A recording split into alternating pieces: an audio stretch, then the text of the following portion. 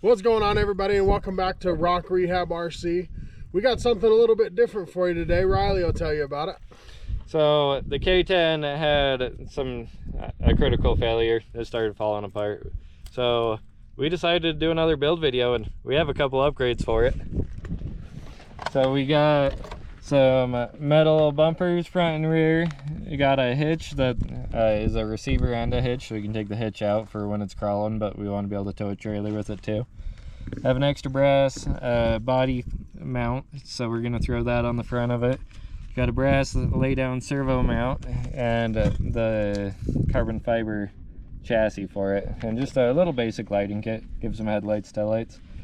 So that's a handful of upgrades. Hopefully we'll make her a little lighter on the top and a little heavier on the front, and make it look a little better with some metal bumpers. So let's get to it, and we'll run some test lines afterwards. We'll see you then. Okay, so first I'm gonna take the battery tray out. We're gonna end up taking everything off the frame rails, so start with the shocks on this side, and then I just kind of start with one side of the frame rails and work my way back, because everything's got to come off. So the first ones were those bumper mounts. The second ones, which I have a little bit of a hard time finding the bit for here, are for some aftermarket shock mounts, which are awesome. I do love those things. Take same pieces off the back, which just leaves the transpan and the link screws. Get my bumpers off. I left one screw on the other side. Hold it together. There you go. Looks kind of funny like that, but that's what it looks like without frame rails, just leaving everything else together. So I've never built these frame rails before, so kind of figuring out how they go together. I thought it was a little bit odd that they're two pieces, but I figured out why they did that at the end. Figuring out where it lines up with. Taking a look at it. Junior decides to come over and help for a minute, so he comes over and does this bit for me, which is nice of him. He's just putting all the links back together, back into the transpan, and he's going to start doing all the bolts going down the frame, just like I did, taking it apart, but in reverse. Getting those links lined up is always a pain in the butt.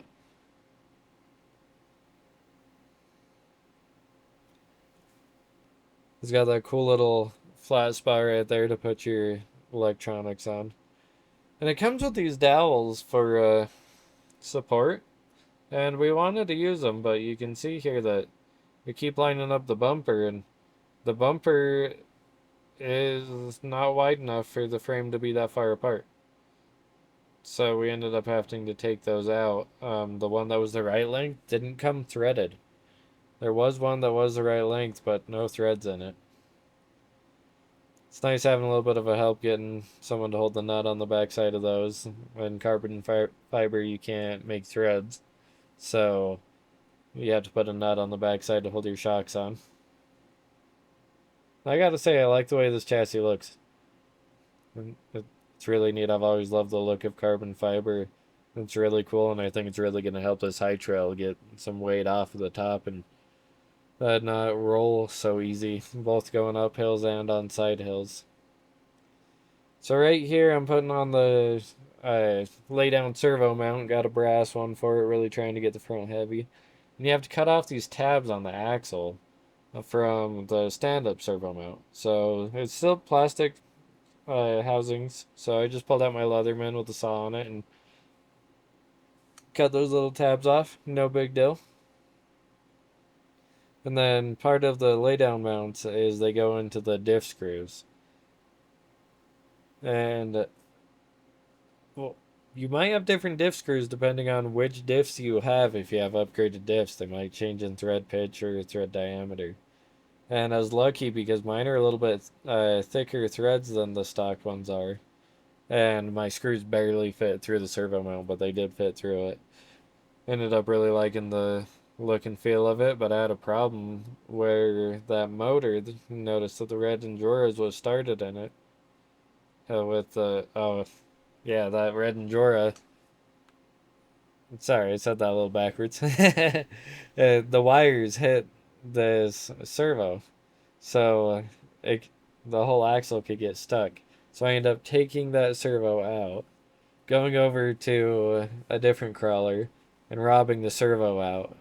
And we put in this Endura Black Coreless, which I do love these guys. I've had one in one of my crawlers that I use heavily, the Freedom Bronco, for 7-8 months now, and it's still growing strong, not a problem with it.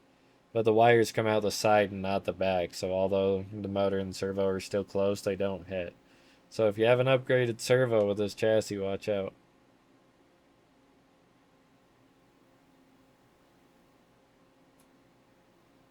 Finished getting the rest of the shocks, and there we go. All that's left is the front bumper. Got everything else going, so I'm gonna slap that guy on and we can go and give it a test. Just gotta get the electronics bolted down. Give her a little bit of a test drive on the table. I was getting too excited, kind of spaced that front bumper for a minute. Forgot to put the drive shaft on too. But I'm excited to see how it does. Comment below and let me know if you think it's going to be an upgrade or not. We're about to take it to the test course. So let's see how the Chevy does now that we've got all those upgrades on it. This thing has a lot done to it now. It's got brass hubs, brass C-hubs, brass stiff covers. It's got a brass lay-down servo mount. It's got a carbon fiber chassis. It's got crawler gears in the transmission. Oh, I love seeing that flex on it now. That looks so much better. It's got brass wheels. I believe we got some wheel spacers on it. I think they're +4s or something. They're not +10s, but it's a little bit wider than stock. Just put those metal bumpers on it that look really good. I'm really happy with that front grill guard. Yeah, that looks way good.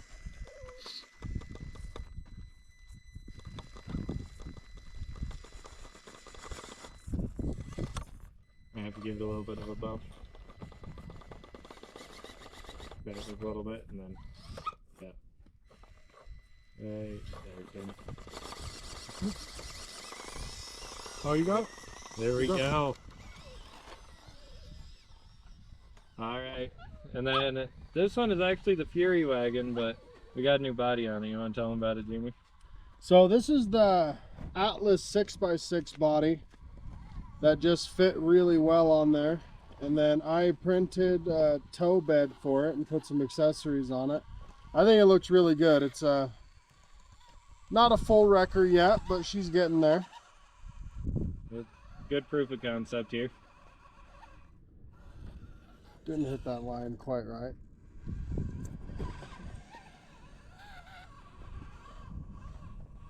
I do love that body on that. It looks like it's meant to be that way. It does. I like it a lot. Alright, that was the green line. Let's go over to the yellow. Let's give the Chevy a shot. Man, look how good that front bumper looks. Yeah, I really like that bumper on it. It looks great.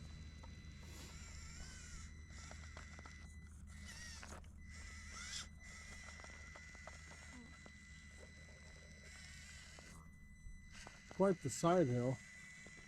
Oh. There we go. Isn't the smoothest we've ever gone through that, but it did make it. See how the record does on this one.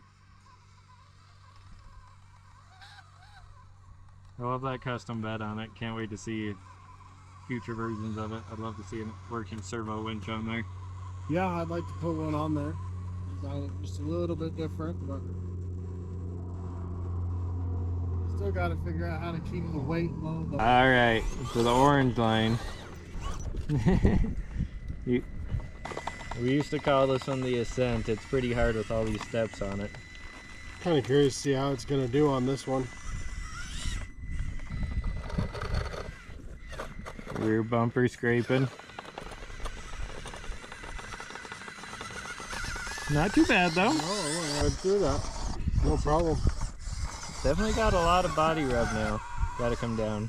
Oh yeah, we're coming down.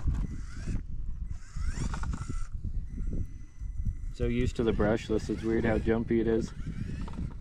It's looking pretty good though. Yeah, it looks great. I think I'm happy with the upgrades we got on here. It's performing very well. See the record go up.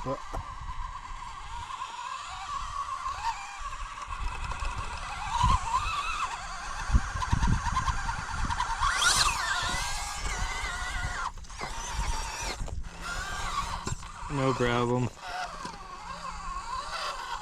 Those Fury vehicles are just something else. And now it looks better than ever. Yeah. Alright, let's go try the red line. Alright, so this is the red line. And this one gets pretty technical. Scraping my rear bumper, getting up this. Did make it up for first part though.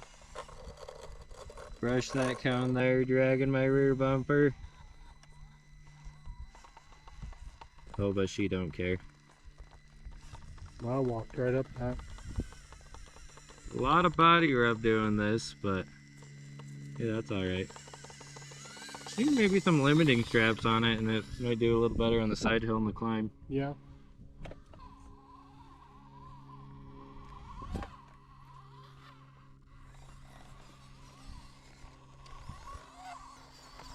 Now it's got such a good approach and departure angle.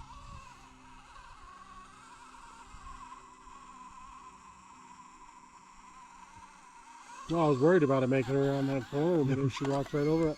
Sweet. Well, they both made it through the red. Let's go over to the black. Alright, so here's the black line. And this truck didn't used to be able to make it up this, so we'll see how it does this time. It's got a lot more flex. It's handling that a lot better. This is the trickiest part too right here, is just you're at a really bad angle. Come on. Oh, yeah. Give her another try. I think we can do it. I just have to hit it just right.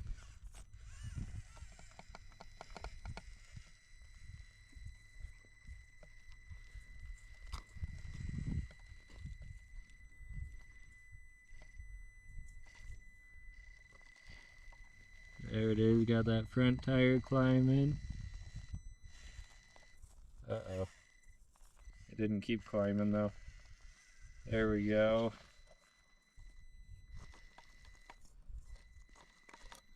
It wants to dip over.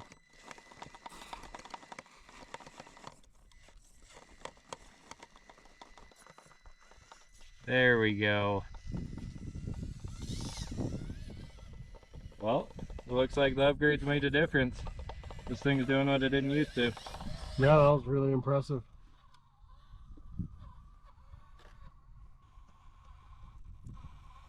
See how the record does going up this one. Pretty close to that ledge. That wrecker is awesome though. Oh, your tire was halfway off the edge, but you pulled it through. You have such wide tires.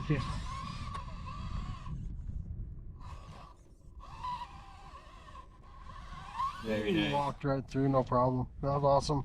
So overall, I think those upgrades were worth it. That definitely went further through the test lines than it used to, and it behaves a lot different than it used to. Yeah, that was pretty impressive. It's got more flex now. It's a little lighter on the top. I think it needs some limiting straps. It's got better side hill than it used to, but I want it to be a little bit better still. Yeah. But otherwise, I'm pretty happy with it. What do you guys think? Like, comment, subscribe, tell us what you think. We'll see you on the next one.